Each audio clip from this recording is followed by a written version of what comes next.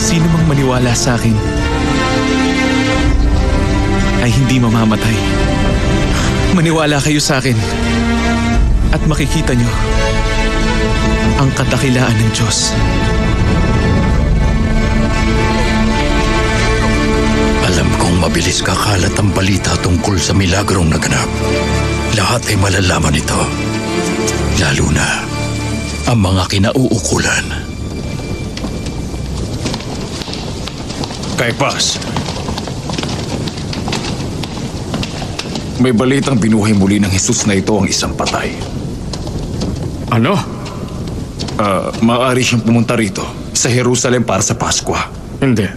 Pero kung paparito nga siya, kasama ang libong taga-suporta, magkakagulo sa syudad doon pa lang sa mga dadalo para sa Pasko.